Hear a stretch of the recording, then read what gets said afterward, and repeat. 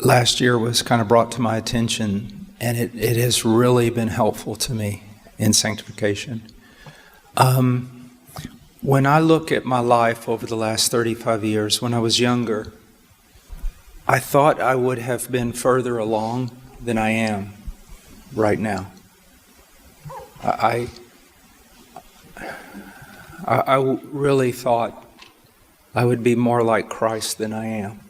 I thought my sanctification would have continued in an extraordinary fashion, and I don't see that. I do see I've grown. But I always want to make it so clear that I preach and I want to be sincere, but you and I are exactly alike. There's no super saints. Remember what I said, there's only one hero in this story, and it's Jesus Christ. But there is something in my life that has grown in the last 35 years tremendously. That is a part of sanctification that I've almost never heard anyone mention. Part of sanctification is growing in our recognition of our need of Him. When I first became a Christian, I said I needed Him. I had no clue what that meant.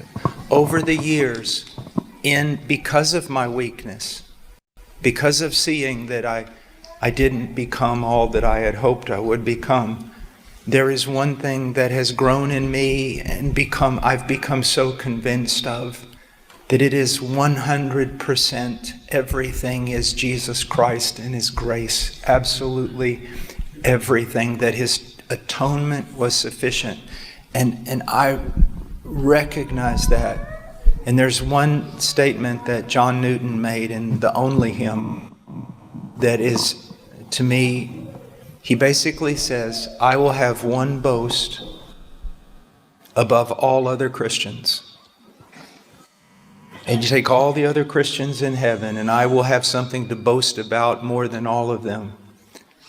And I so identify with what he said. He said that of all of God's children, I will have needed Him the most. And I think that's an aspect of sanctification.